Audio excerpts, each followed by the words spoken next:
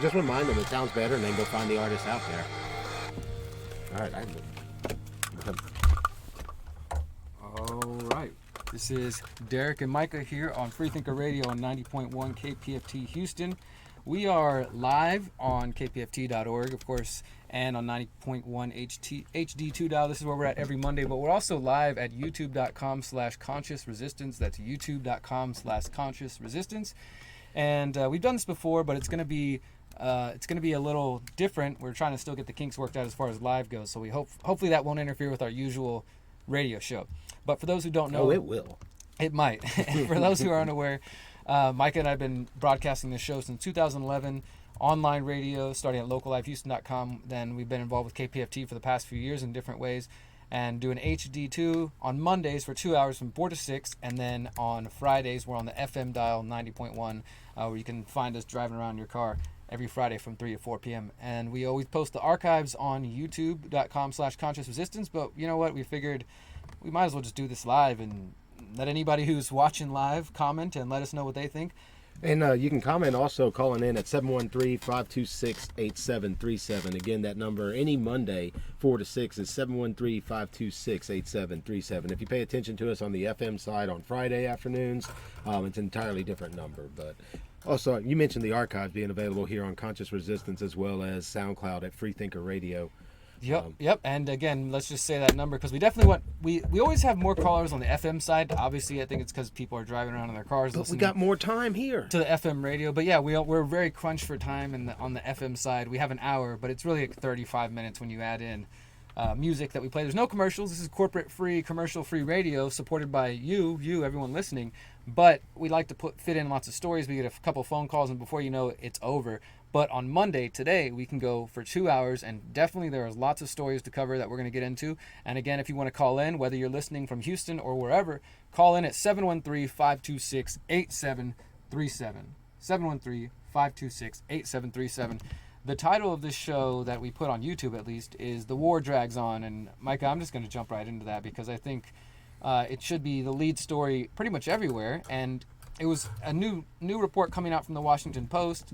I'm kind of always skeptical of the Washington Post in some ways because for those who've done their homework and understand going back to the 60s and 70s, the COINTELPRO hearings, the church hearings where we found out that different media like the Associated Press, New York Times, and the Washington Post were working directly with intelligence agencies at the time.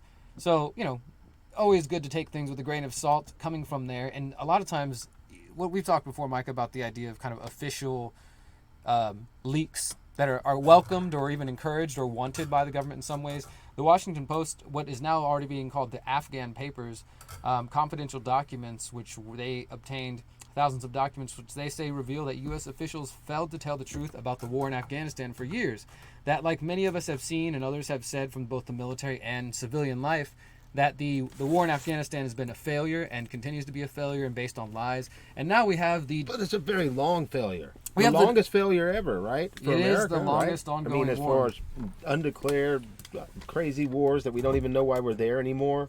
Sorry. No, you're right. And that's an important point to make because some civilians were just last week's show. We had to talk about civilians that were drone bombed, and at first the military said we got nothing but terrorists, and then of course they recant that later and say, oh well, it was civilians and no known terrorists. And then maybe a couple of weeks earlier we had an American service member that was killed.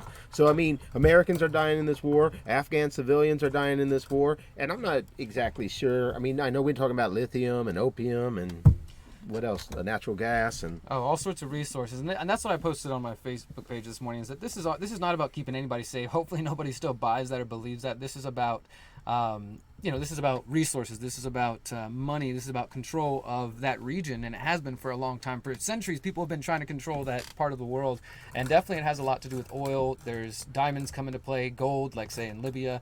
And other places, the banks don't like it when countries start saying they're going to opt out of their central banking system and start, creating a new currency or trading outside the dollar.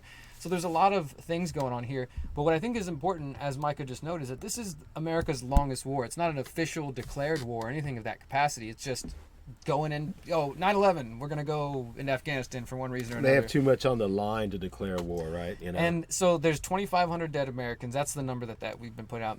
Thousands of wounded Americans. Reported over 1 million dead Iraqis as a result of the same, global war on terror. Not to mention Afghan civilians that have been $1 trillion.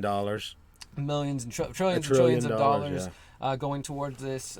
Just the destruction of the environment over there, the destruction of the people. Not to mention creating new generations of people who are going to hate America or believe that this is what America represents. And the other thing that should be remembered about this is that these wars wouldn't have been able to happen without the media, the complicit and compliant media playing their role. I mean, we know that these mainstream media outlets, these same outlets, sold the American people into the lies of weapons of mass destruction and the lies of the war on terror in the days after 9/11. And they have done so unquestionably, even up to, we're going to get into some updates on the Syrian whistleblower that we've been talking about in recent weeks.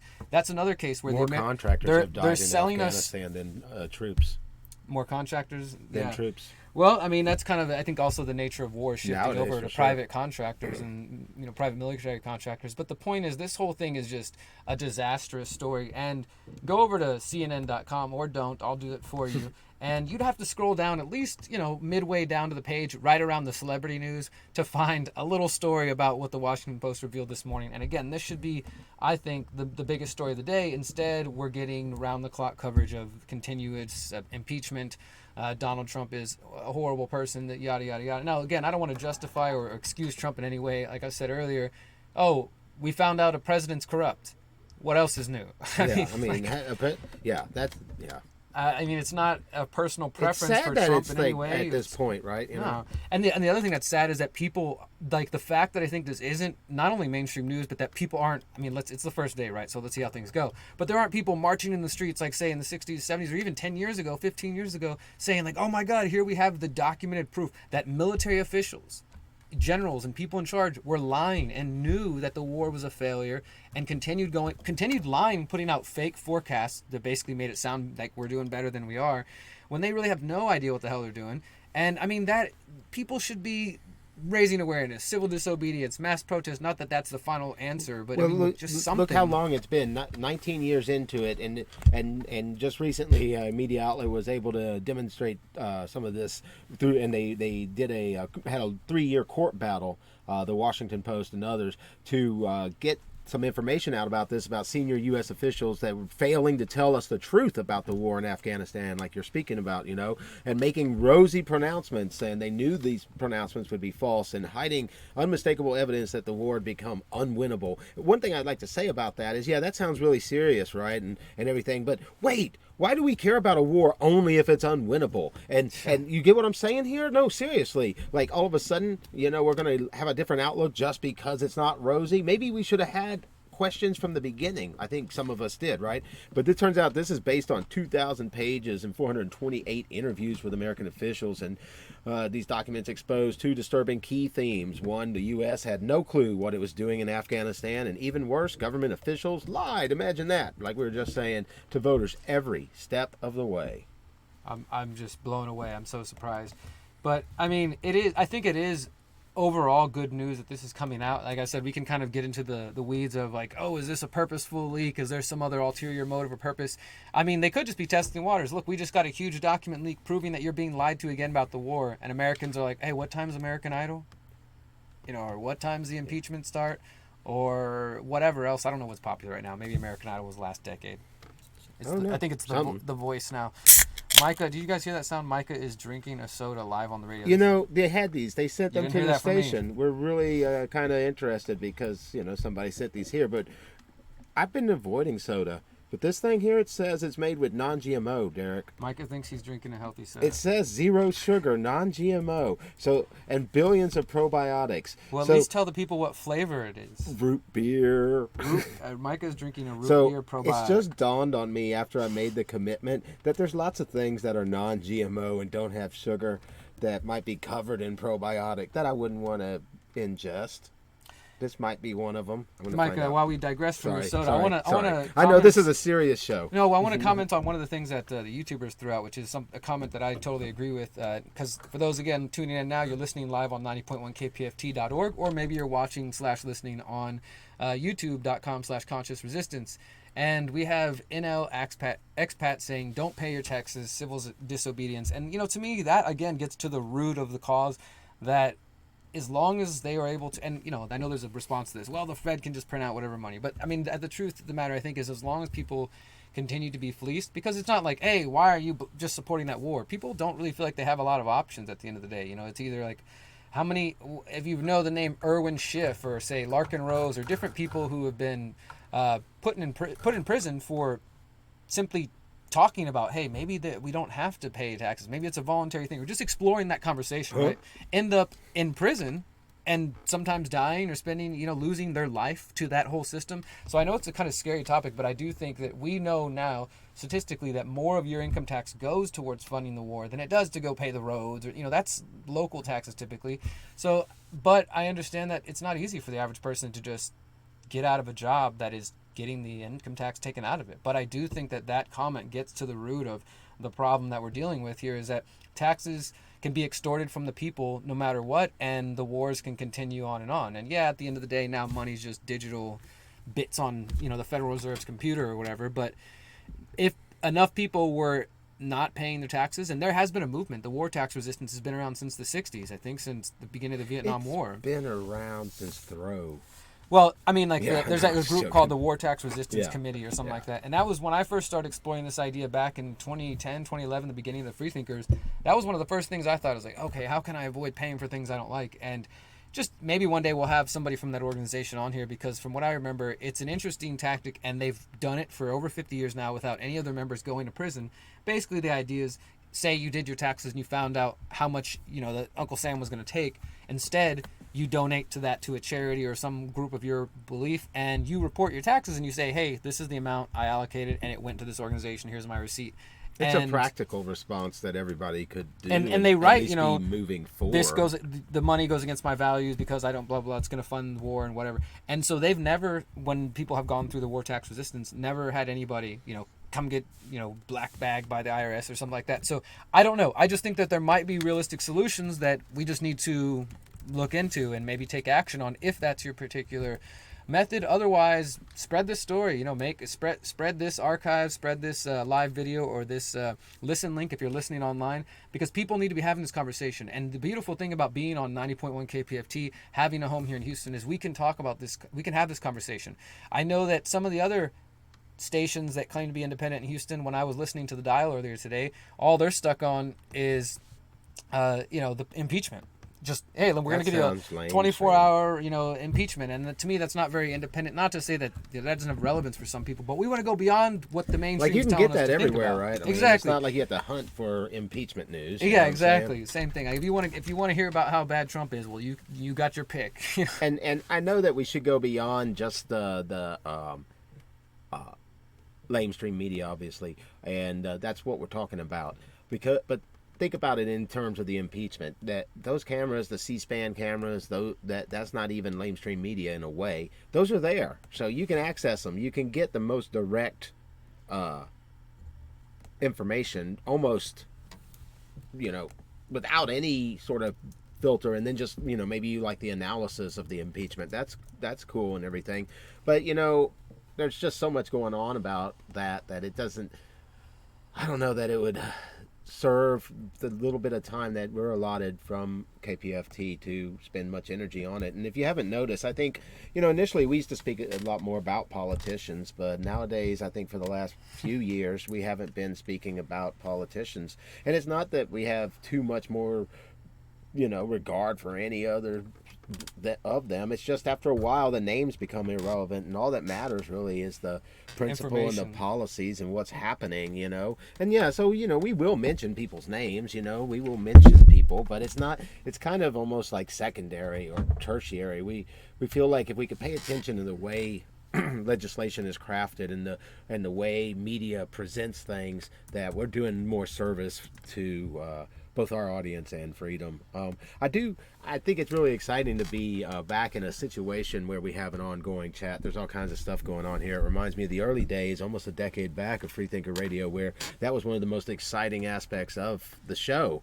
was all the input that people brought, extra articles, news, and everybody was able to grow regarding the subject matter.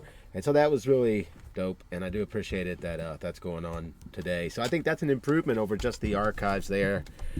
So yay. It's bright in here, though, man. It's so bright. One other thing I want to just touch on while we're focusing on this story for a minute, because again, it's important, and yeah, it's being reported by a mainstream news outlet at the moment. It's one of their big stories, but it's something that is worth talking about, because anytime I feel like we can talk about war and get people to question and to challenge it, that's a valuable thing. Because I mean, we're in this situation now, Micah, where we're being told that, you know, the 2020 presidential election's coming up. It's the most important thing that's going on. And there's not a single, well, there's only one candidate at the moment that's barely hanging on, Tulsi Gabbard, who's talking about war and calling attention to that. And I ought to show, you know, something right there. Like all the rest, you're voting for that, kind of.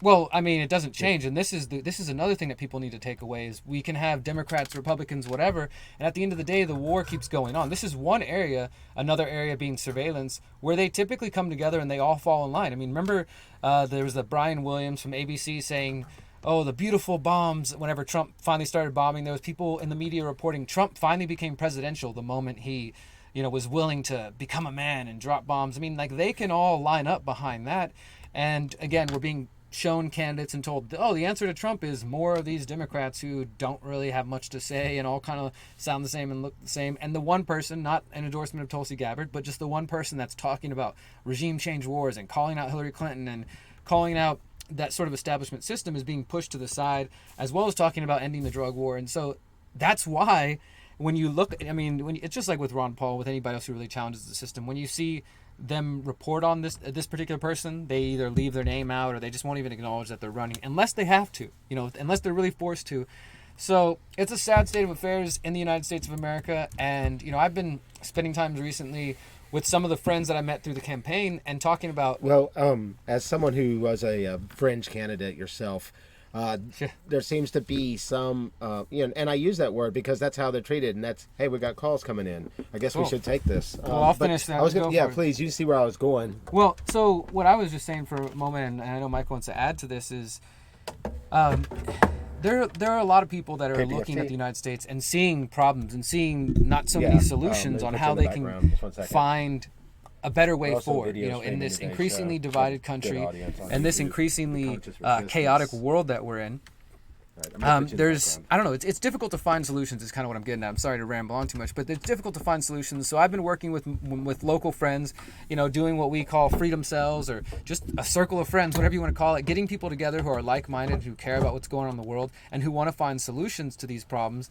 And so I think that's a big part of the answer, is that for those of us who care about what's going on in the world, we need to find a way to connect, and increasingly, I think this needs to be done physically in person, because we're going to talk in just a few moments that YouTube is changing their terms of service. We may have just hung up on a caller. If so, please call back. We did just hang up on a caller. This is a strange situation with the camera and everything. There's a lot going on here. It's hard for me to reach everything. No, the reality is, after doing this show for a few years, we still have not perfected the phones, and occasionally we hang up on people. But I can't drive. If you want to call back in 713. Yeah, call back in 526-8737. And again, my whole thought process, what I was saying is, like, look, if we're looking for solutions, it's not going to rely in who's the next Democratic crop of candidates that's going to beat the other side, who's going to go this way. You know, it's all about us finding a way to come together. And again, what I was saying is that can be digital by listening to podcasts or radio shows like this, or making videos, or connecting via social media. But I think at the end of the day, it needs to come to face-to-face action. And that action can mean building a garden together, passing out flyers about important topics, just having a conversation in person. Man, flyers, leaving flyers at choice places like bus stops. I'm sorry. It's just like such a cool thing to do. I really think it is, because it's like you're talking about with voting with your consumer dollar. It's an action that you can take immediately. There's no organization you have to go through. It's an immediate action, not a mediated action. And also, I just think that's super cool. I mean, I think that's friends of ours in the HFT did that before we all met and were involved with HFT. Derek did that. I did that. I thought it was just interesting to do that. take Yeah, this no, call. and I think for me, it always comes back to the streets, right? So, what I was saying with Freedom Cells, if those want to learn more about it, KPFT. just check out freedomcells. All right, let me try this .com. again, just one sec. You can look that up, freedomcells.org, excuse me, and you can research that, and you can find out more about this idea. But at the end of the day, it really just comes down to getting connected face to face with people around you who give a crap about the world and figuring out how you guys can work together. So that's what we're all about, and I want to encourage more of that, whether that means passing out flyers or what have you. And I think we got a caller on the line. Who's with us? MOD. Oh, they can't hear him. What's going on, brother? Not much, people. You know about, after I think it might be January 1st, that they'll basically start finding $42,000 for what be deemed appropriate for children. Yeah, there's two. You're talking about on YouTube, right? Or online? Online. Yeah. So we're gonna get into that. There's actually two changes that I think people are really afraid of right now. It's the COPPA Act, the one you're talking about. It's like protect children online or something. I can't remember what it is. Right. But there's that, and then also YouTube's terms of service changed tonight at midnight, and there's a lot of people in independent alternative media who are expecting just a mass purging, because now YouTube, the creators, straight up saying we don't have any responsibility to host your videos, and basically they said if videos are not profitable, they can get rid of them if they can't, run ads on them, which means if you talk about controversial things where they don't allow ads, they can basically get rid of them. And along with the Child Protection Act, which you're talking about, so we have some really interesting changes coming up starting tonight and then going into the new year. And this is one of the reasons why I'm not so hopeful for the future of independent voices, and why I think what we're doing here at KPFT is important. Yeah, so let's hope the radio is still sovereign. But as far as the child protection, whatever thing, they're going after guys who are basically have any kind of reference of anything, like an assortment of bright colors can be alluding to children, images of like Big Bird or any kind of slapstick reference to comics. So they're going to do a broad stroke, Derek, to placate the themes of colors as being child luring, and that's how they're going to do it as far as the child advocacy part. There's going to be a big shutdown with that policy too. But in regards to your conversation about war, I want to know if you want to talk about that for a moment. Yeah, go ahead, talk about war, man.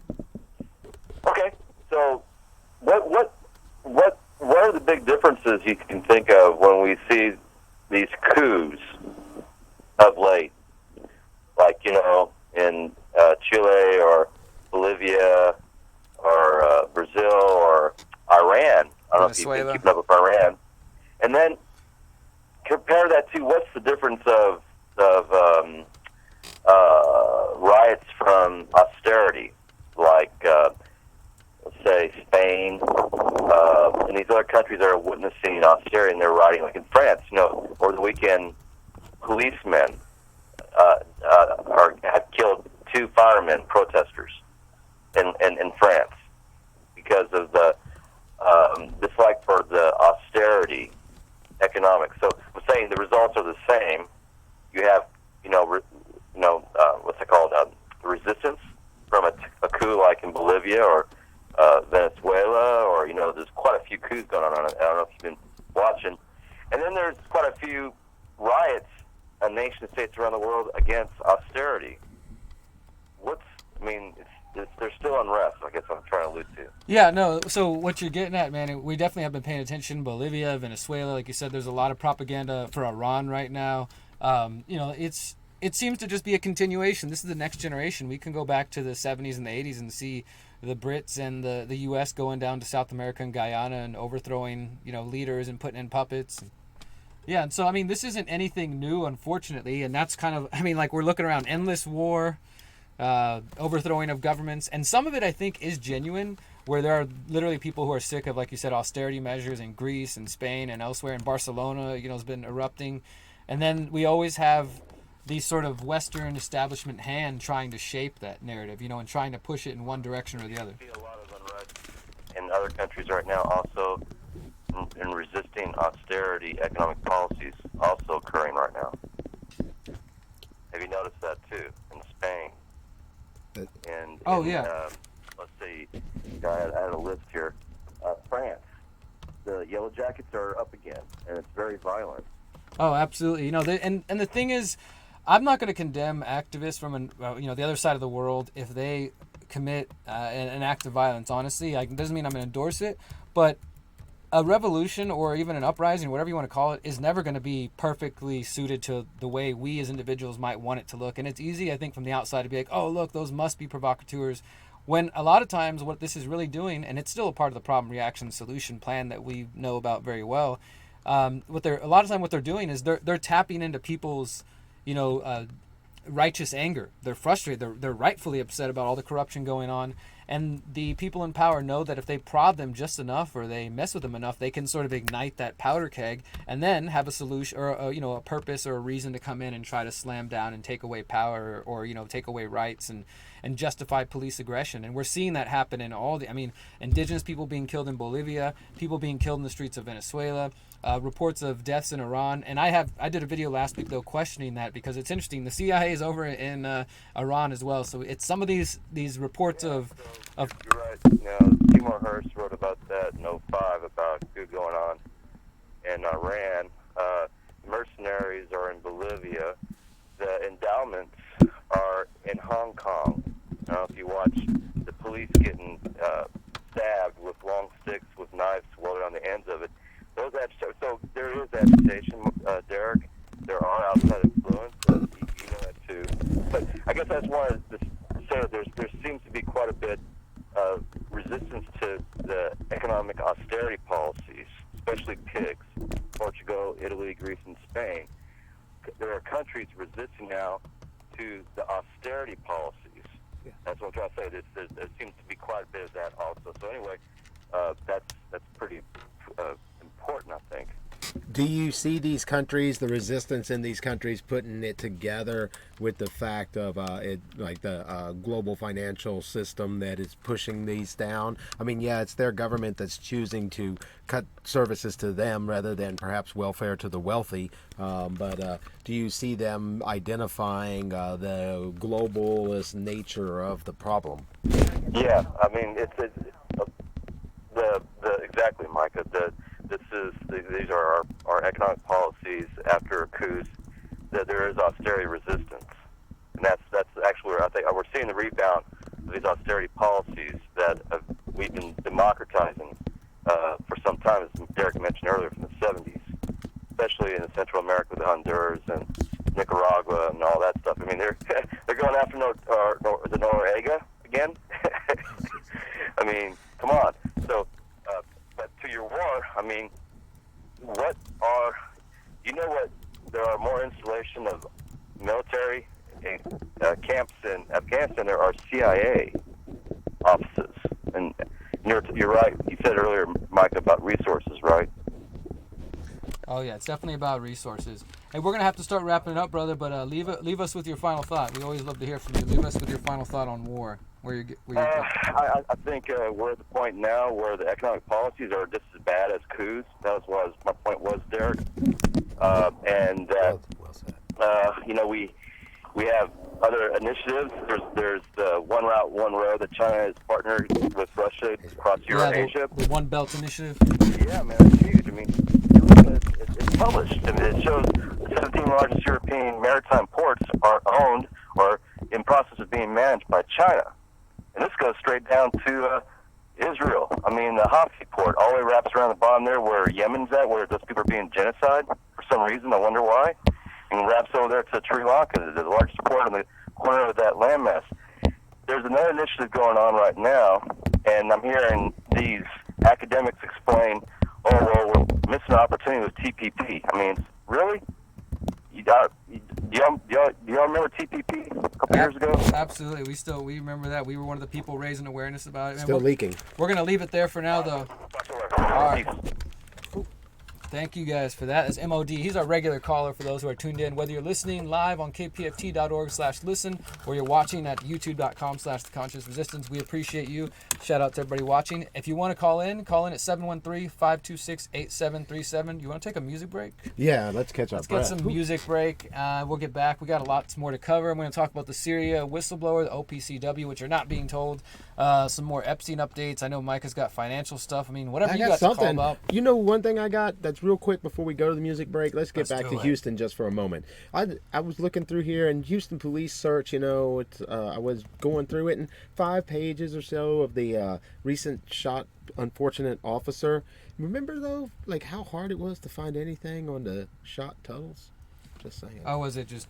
It's reporting nonstop. I'm just noticing, you know, we noticed the disparity, right? It's reporting nonstop about it, but it's the disparity between the two. The same way that he was, Officer Goins was secreted out of the police station, the way nobody else could have been if they just shot some people up in cold blood. Just the disparity between an analysis of that, of the way an officer charged with murder is treated versus the way an officer shot is treated.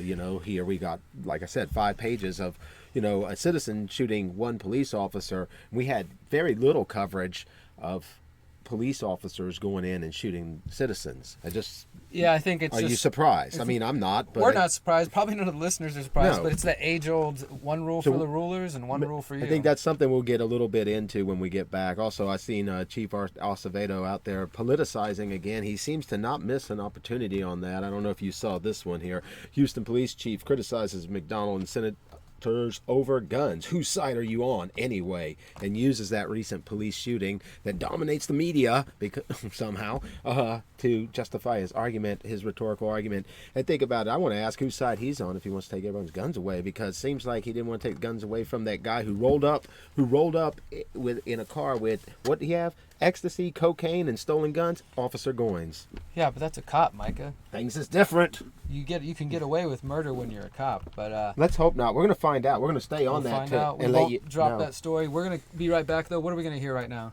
Ganesha. Ganesha. All right, we'll be right back, guys. Stay tuned. Ganesha, and for those watching live, we'll show you the song. Ganesha.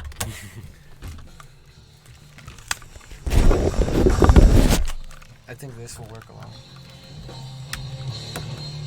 But there's no way for us to do that when we're on the call, though, right? Yeah, there is when we shut up. Like if we mute ourselves, we just have to be on top of it. Hey guys on YouTube, what's up? We're having a music break right now. I'm gonna show you guys, which one is this? Ganesha Square One. I'll show you guys just a link to what we're Should have watching. brought the CD in. And this is the first time we're doing this. Or we tried it a couple times before. It didn't work out too well, and this time's barely working out. But if you can see us, Because it's radio, not video. if you can hear us and see us, then it's working good enough. And we appreciate everybody who's commenting and tuning in. We're going to jam out this song a little bit, maybe a song or two. And again, we would love to hear from you guys. You don't have to be based in Houston. And I know somebody was asking if you can call through Skype.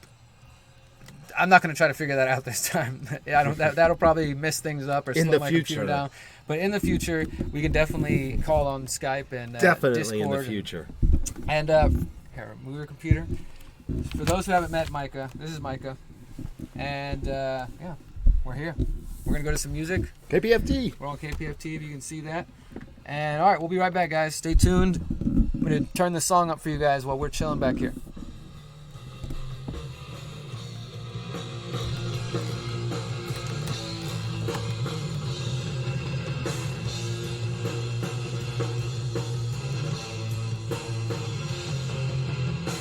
Oh, good. They don't have to see us now. They can hear us. Oh, good.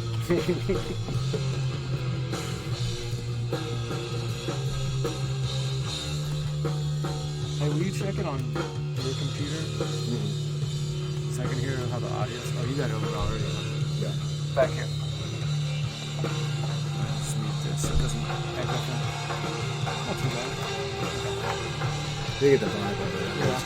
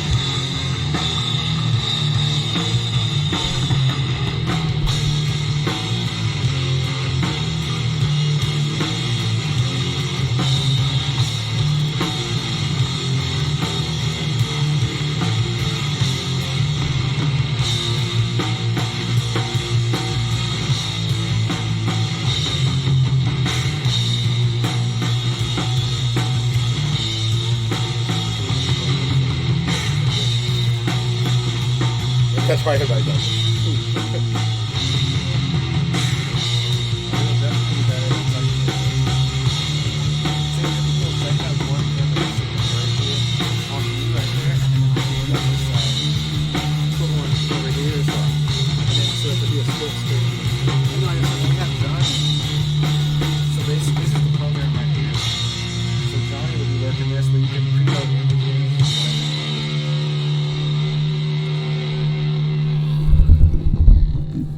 This is Jumbotron, guys. This is our producer Johnny's band. He plays bass. We'll be right back. Stay tuned.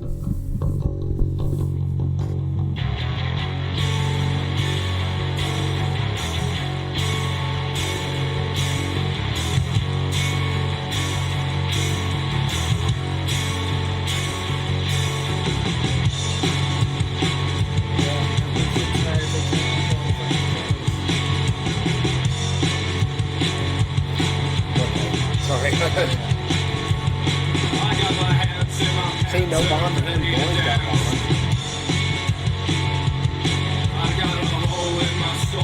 Just say it.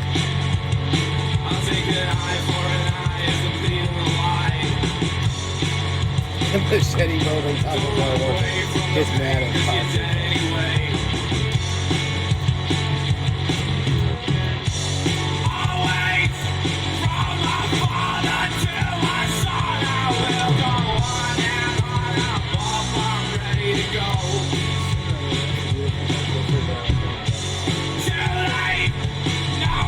Go listen to it later. Like in a room without other people.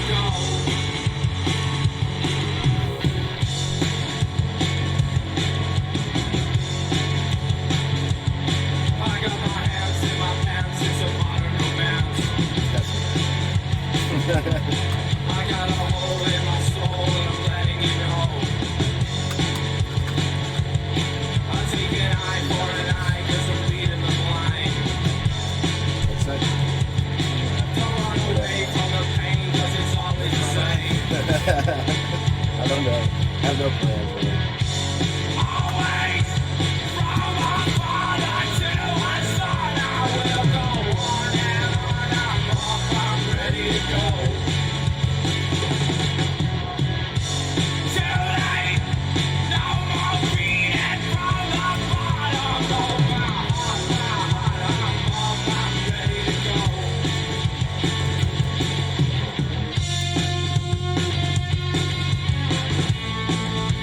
I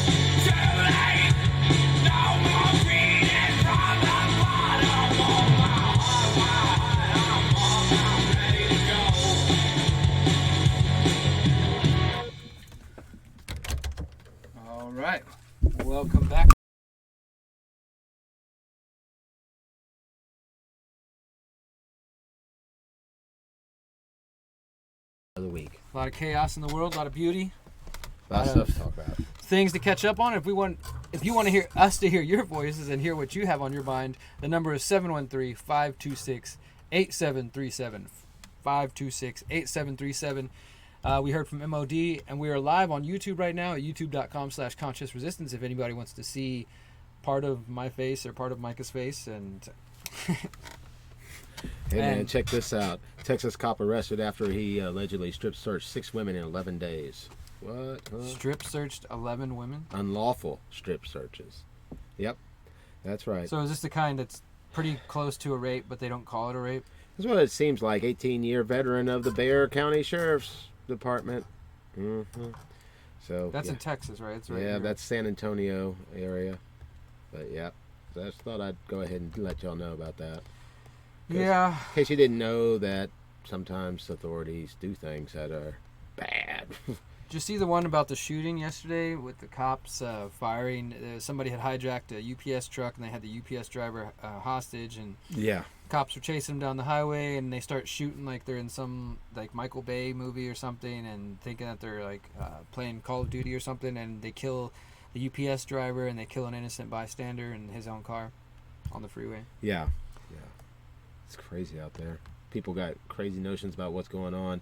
You know, and there's kind of talk about how do we, you know, all these things are going on, so how can we make our world better with that type of stuff? How can we watch out for each other? How can we, you know, serve each other? How can we be safer? You know, those sort of things. Like as far as police violence and stuff like that. Police violence. Obviously, in the one state. that keeps coming up is the school violence, violence against students, violence whether you're putting them in quiet rooms, violence whether if they're being, you know, we've talked about everything from kindergarten children being molested in the classroom while the rest of the classroom watch the movie, to HISD officers who molest children in the bathroom, receive oral sex from a 13-year-old, and then end up with deferred adjudication and not even a criminal record.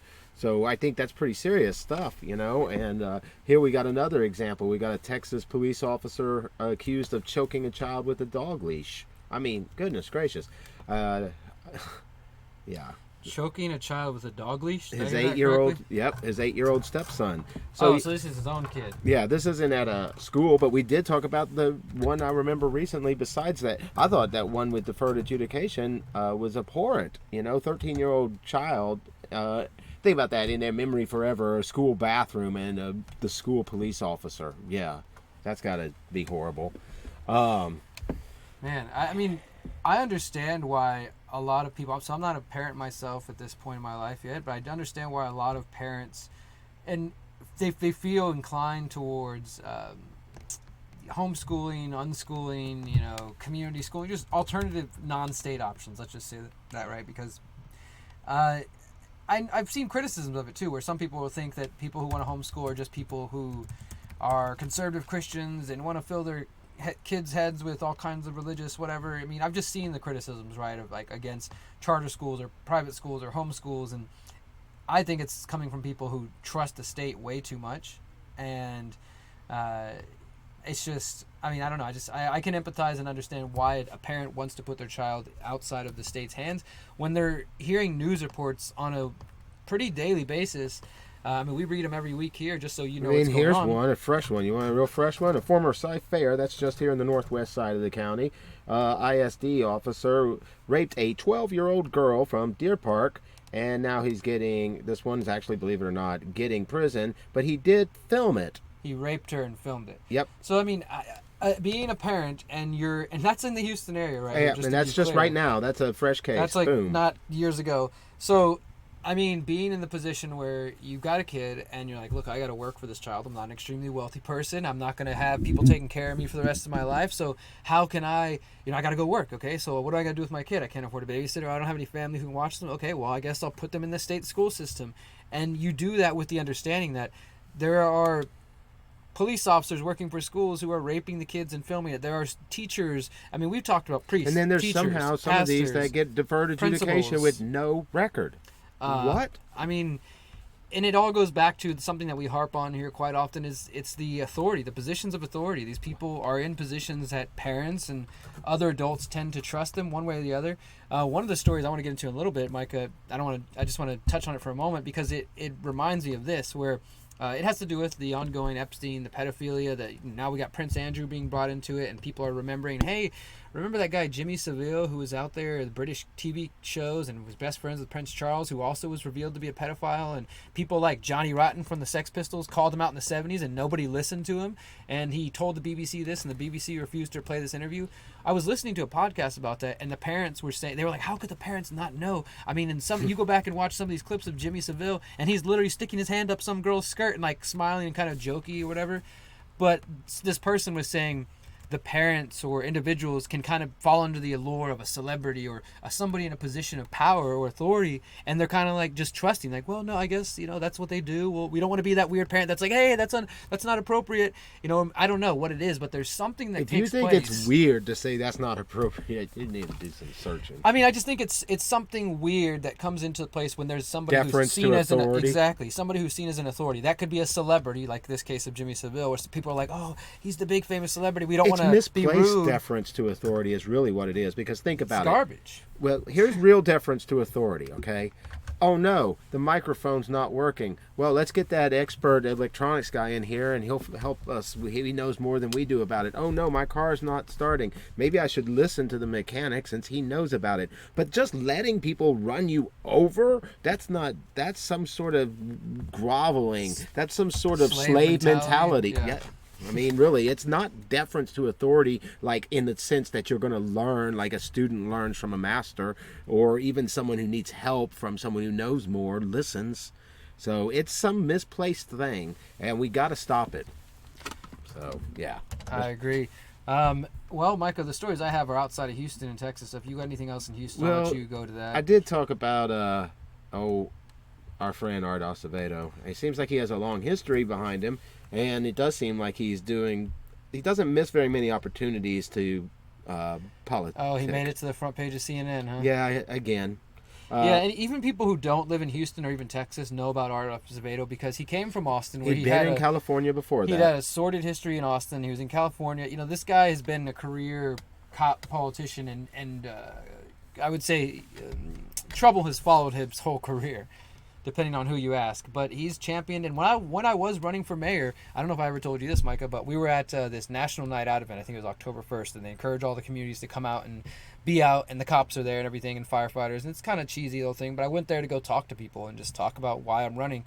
And I ran into Acevedo there, and I'm like, oh, this is a public, thing. I went over and just shook his hand and told him, like, hey, I'm running for mayor, and he just kind of looked at me and sort of laughed it off, but was like, okay, cool. And then I said, and I was shaking his hand, and Miriam filmed this, but unfortunately we didn't get good enough audio, so I never released it, but I still have the video of me basically telling him, if I win, we're going to get rid of all the corrupt officers in your department. And I didn't tell him we're going to get rid of him, but that's obviously, part of it.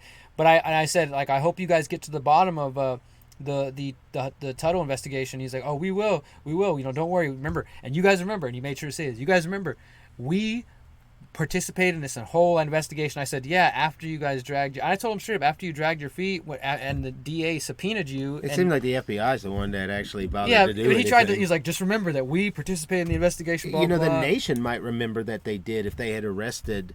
Yeah, people would be like, oh my God, the Houston Police Department actually arrested a criminal. One of their own. One of a murderous cop. Instead, they immediately said, if you're on social media talking about this, we're coming for you. We got your number. And they basically have covered up. They still haven't apologized to the families. I mean, I don't want to get too lost in it. But my point is, I did talk to this guy straight up to his face and told him that I hope we get to the bottom of it. And I also said, didn't you previously say you were there in 15 minutes, right? So you should know exactly what happened. He was like, oh, I don't remember exactly when. It was just, the more he was pressed, and this is how you know he's a politician, that they take interviews with CNN or some big outlet, and they're in control. But they don't want to be ever put into a position where somebody might ask them a question that they don't have an answer for, or it's, kind of... They have to think about it. Yeah, they have to wait, I wasn't prepared for that one. I don't have my canned response. But that's weird because, I could probably ask some questions, and I think there's a number of political candidates that do stand on principle from time to time that could at least begin to answer something. When they do start the backpedaling, it kind of freaks me out. It's kind of like what you said about the kind of tweets that were coming out directly after the shooting of that we're talking about. You know, the tweets of "don't question" type mentality. But yeah, it's basically the thing I wanted to point out that he's doing here is he's speaking how one of his quotes here, and he's criticizing various lawmakers for not reauthorizing the Violence Against Women Act and taking action against gun violence. He wants them to take action against gun violence, asking them in emotional remarks to choose between, and this is what I think is interesting, all of a sudden they put in this phrase, you know, the nation's foremost gun lobby, rather than the Second Amendment, right? Let's go ahead and just make it like it's the NRA. And on the other side, children that are gunned down in this country, and this is his quote, every single day. Okay, so you know, this is what, you know, he creates this dichotomy, this, and I don't think it's an accurate one. You know, you've got lobbyists, and we all know what lobbyists are, right? Blah. And so you got lobbyists on one side and children being gunned down on the other. He's getting pretty good at this politicking, I think. Oh yeah, well, it's almost like he might want to run for a higher office, or you know, a higher law enforcement position at some point. Yeah. So I don't know, you know, it's kind of crazy. We spent a lot of time talking about guns in a recent episode. If you do go through the archives, I'm sure you'll find it. Speaking about guns, talking about the Supreme Court case that's going on right now with New York City, and some of the history and things beyond as simple as the Second Amendment. But that's beyond the scope of this show right here. So maybe you want to check out the archives, or, you know, we can plan to talk about it in the future. I want to throw a topic out there. First off, I want to remind everyone you're listening to 90.1 KPFT Houston Freethinker Radio, where we're here every Monday from 4 to 6 p.m. And then we're on the FM side on Fridays from 3 to 4 p.m. If you want to call in, 713-526-8737. We're also live on YouTube at the Conscious Resistance YouTube channel. So just kind of an off-topic thing, Micah, before we get into another heavy news story. I was at a friend's house the other day, and somebody was watching this documentary about Patty Hearst, and like, I don't know if I guess it's the 25th anniversary of Patty Hearst, the, you know, heiress to the Hearst family newspaper, you know, tycoon, who was kidnapped in the early 70s by the Symbionese Liberation Army, this silly kind of thing, and it became a national, you know, this is what the documentary was saying, it became a national you know, kind of fascination of how this woman was kidnapped, and then through Stockholm Syndrome, she turned in, where she basically joined her kidnappers and started robbing banks with them, and yada, yada, yada, and that whole saga. And I was watching it, and, you know, it's on TV, it's a documentary, but even the way they were telling it, and when I'd never really looked much into this thing, but we were with a mutual friend who likes to watch a lot of TV and seems to just suck it all in and take it as fact whenever they hear it. And as I was listening to the story, like I said, I've never seriously looked into it before, but I was just like, this seems so scripted. This literally seems like a made for. He even commented. He said, "Oh wow," because it culminated in a shootout that took place live on American TV, and this had never been seen before. Where, you know, after she'd been kidnapped and robbing banks, and it's all playing out live for Americans for the first time, and it happened right at prime time. How perfect for the networks that this shootout happened, where the networks could catch it right at prime time when all the Americans are home. And so the more I heard about it, I was just like, this seems weird. And every now and then, whenever I'm thinking about some kind of you know, mainstream situation, or just any situation, I'll go ahead and search on a non-Google search engine that topic and conspiracy, or, you know, theories, or just whatever, just to see what's out there. And looked into the Patty Hearst thing, and I'm going to do a whole video on this later, but I just wanted to drop it out there. But sure enough, once I started to look into the Patty Hearst thing, man, and there's not even like, you got to go dig far deep into conspiracy world to come up with these answers. It's like the guy who was leading the Symbionese Liberation Army that kidnapped Patty Hearst and was involved in this whole thing, and he was the only black man involved. He was a former prisoner. The rest of them were all kind of young, white, middle-class people who wanted to be a part of a revolution, and they found this guy who just broke out of prison somehow, and he had weapons charges, and he knew where to buy guns, and he had been working with the LAPD prior to that, and he continued his relationship with the LAPD, and they protected him throughout his whole thing.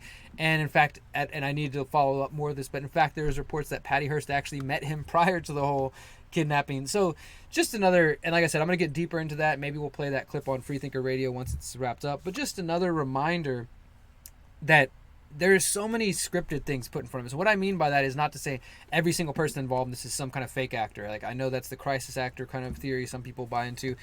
I'm not totally, you know, thinking that's not reality in some cases. But in this instance, what I mean more is that the things that are put in front of you on primetime news, or the topics that are being reported to you and told to you and talked to you, whether through social media, we think the internet is this completely decentralized place, but at the end of the day, it's become, and we keep reemphasizing this theme, especially with today, with YouTube changing terms of service and new laws coming into effect. The age of the Wild West internet is over. I mean, so Fun time's over. the fun is over. If you want to find information, you do got to dig deeper. You can't just go ahead and trust and believe that because you're searching on Google, or you searched on. I found actually yesterday when I was doing some research about the YouTube changes that YouTube, which is owned by Google, is actually their search bar is actually the most used search bar in the world, more than even the actual Google homepage. So, but it's the same thing because they own it. But people go to YouTube to search for things more than any other site in the world. And by creating a filter bubble, by deleting channels, by, you search, we talked about this before, you search Federal Reserve and you're going to get nothing but CNN, CNBC, all the mainstream ones, whatnot. But the actual top video is a documentary made by independent researcher James Corbett with 2.4 million views, called The Century of Enslavement, about the truth about the Federal Reserve. But you got to scroll far down if you even want to find that. Instead, you're just going to get all the mainstream economic news telling you, about what they want you to hear. So just remember that the world around us is scripted, and I'm going to do some more research. I got a folder right here on my computer with tons of articles and things I found going back into the 70s, even mainstream sources for those who need it, from the Washington Post. CIA may have inspired SYNC, which was the real name of the guy who founded the Symbionese Liberation Army. You got CIA fingerprints, you got, it's crazy, but I'm sure there are others out there. So if has anybody out there watching, listening, ever put some time into, or known about the Patty Hearst thing, or is this your first time hearing that there might be some lies being told in the background? Feel free to call in 713-526-8737. I'm going to read a couple comments off our YouTube channel. For sure. Thank you, everybody who does comment and share these videos, because we've been doing this, a decade now almost. And, we reach a lot of people on the FM side particularly, and we reach a lot of people just from the years of doing it. We've hosted presidential candidates. We've hosted Pulitzer Prize winners, local artists, musicians, etc. Can I drop a little surprise to you and the audience that might happen? We don't have no free stuff to give out this episode. No, we don't, but you mentioned presidential candidate. Yeah. We might, and I'm just saying might, because somebody reached out to me, was asking if we could help in some way, and this is the way I was willing to help, because we don't endorse anybody, but we might get an interview with Tulsi Gabbard. Nice. And that's kind of why I was mentioning her earlier, is because she's one candidate that does stand out, and there are people in Houston who are trying to support her because she has this anti-war message. And Micah mentioned we interviewed Gary Johnson back in 2012 when he was running for Libertarian Party presidential candidate. So we don't necessarily endorse any of these politicians. But we'll talk to them. But especially if they're outside of the mainstream and we can see why they're being ignored, we'll give them a chance, and you guys decide. We got a couple of comments here. Somebody says, well, first off, we got a nice compliment. You guys are doing a wonderful job on here. I like this whole radio show, internet chat hybrid. Very awesome. It is pretty fun for us. And Rika says, when I still had cable TV, I like to play Spot the Propaganda, which is a really easy game. That's a good one. Maybe we could have like a prize. The Propaganda of the Month award goes to whoever, Yeah, who can spot the most propaganda? On the most profound or whatever. The most obvious. I do know James Corbett, again, the Corbett Report channel. He has a series he does called Propaganda Watch that he just, every time he sees it, he'll do a thing on that. But absolutely, we appreciate everybody who's tuned in live on YouTube and listening here on KPFT. We're moving in now into our second hour of Freethinker Radio. Once again, we're here every Monday from 4 to 6, and we are here on Fridays from 3 to 4. Is it time for a music break? I think so. We got some All crazy music queued up and some Devil Killing Moth. So all right, crazy music and Devil Killing Moth. This is Freethinker Radio, 90.1 KPFT Houston. We'll be right back.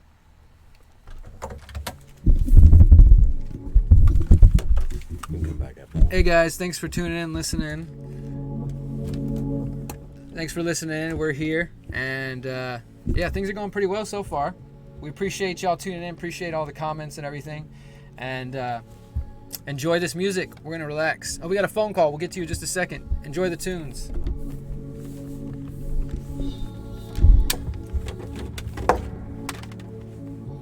Freethinker Radio. Sure.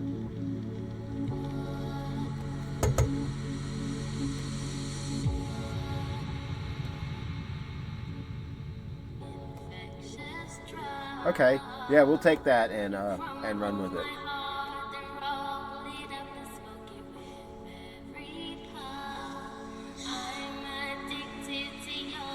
Yeah.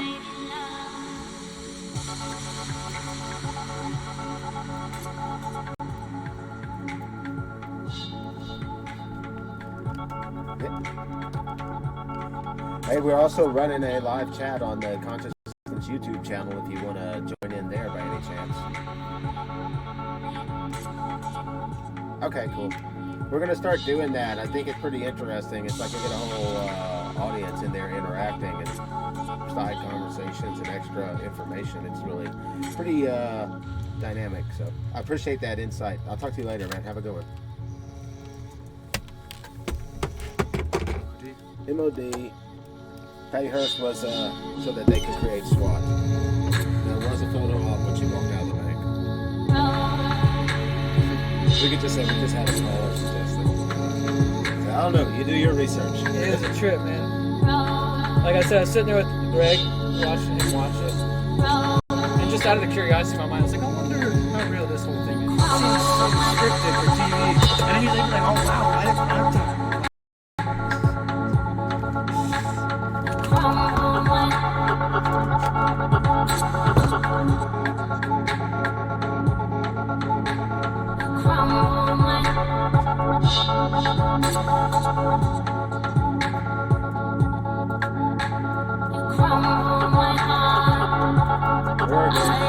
We can shout out places.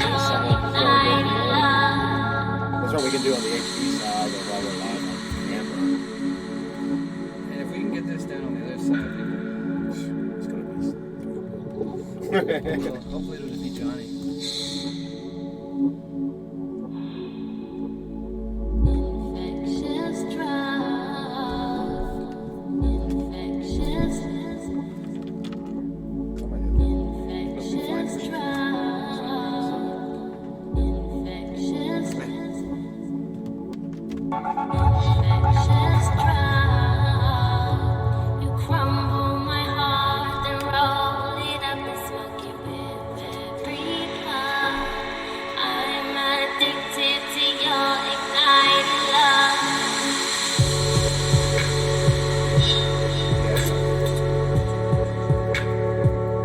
They're just there chatting and stuff.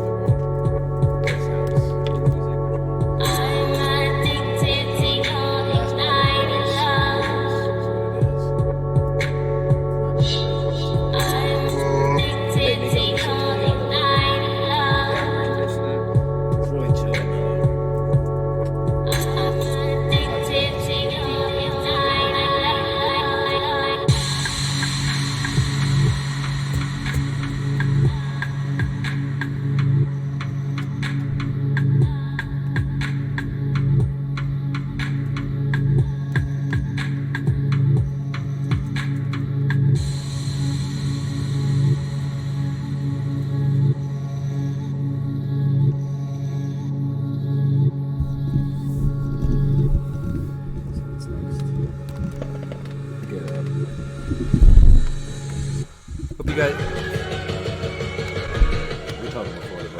Hope you guys enjoyed that one. That was our friend Craze Music. It's a remix of Last Night in Paris Before You, and this is the Get Up. Stay tuned. The get up, you put on, you shut up until you start to get it. The get up, you put on, you shut up until you realize it's a get up that you put on.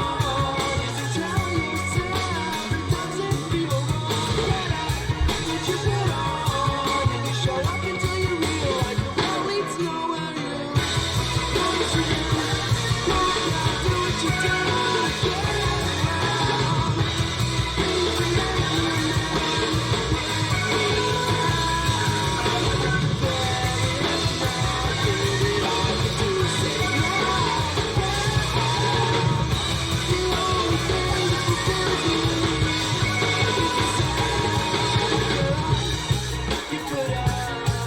Shut up until you start to get it. Get up, you put up. Shut up until you realize it's a get up that you put on. Tell yourself it doesn't feel wrong. Get up that you put on. And shut up until you realize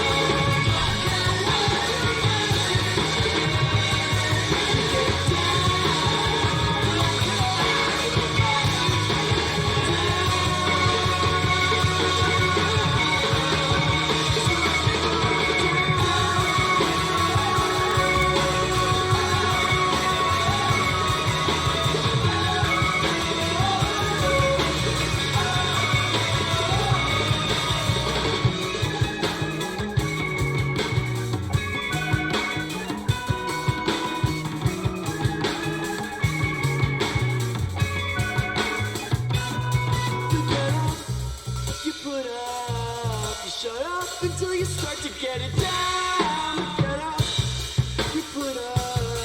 Shut up until you realize the road leads nowhere.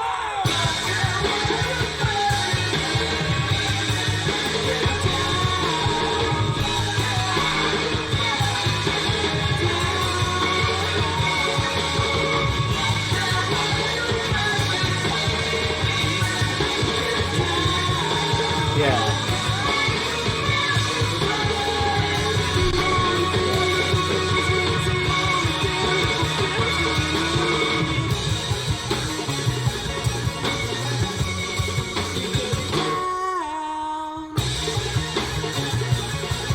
If it does well, more people will start.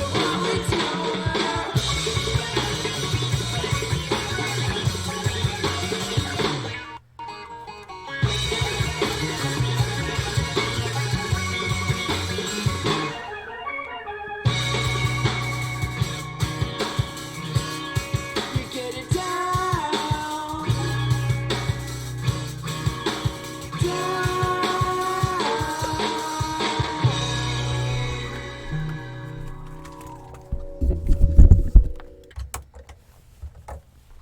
All right.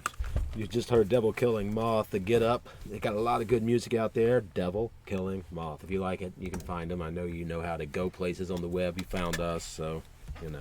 You found your way here, and you may be lost, but we got you. And we got Tractor about 30, 40 minutes left with you guys here on Freethinker Radio. As Micah said, that was Devil Killing Moth. If you want to call in, you could do so at 713-526-8737. We did have a caller during the break that suggested that the Hearst situation that we were talking about right before the break, the kidnapping and bank robbery and SLA, was a op to usher in SWAT.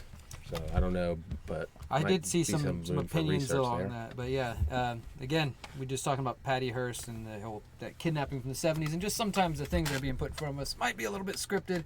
Micah's got an interesting one here though about more cop news and the tech giants, which are definitely something we need to be increasingly aware of. What does it say, Micah? It turns out that some of the world's biggest tech companies told state of Texas lawmakers just last week that they are working hand in hand with law enforcement to detect and prevent mass violence attacks, MVAs.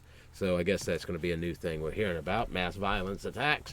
But police officials in the room said the companies need to be better partners. In other words, they want more. I believe that they want to do the right thing, said Steve McCraw, director of the Texas Department of Public Safety. It just hasn't happened yet. Wonder what the right thing is. I mean, is he angling for all our information?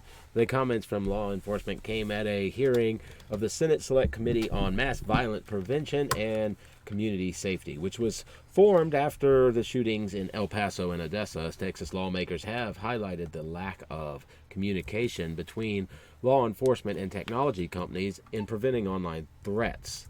The companies have been hesitant to participate in the discussions and haven't provided specific answers to detailed questions from lawmakers at the hearings. Representatives from Google, Twitter, Amazon, and Microsoft skipped a similar meeting the equivalent House committee held in October, because it's just the House.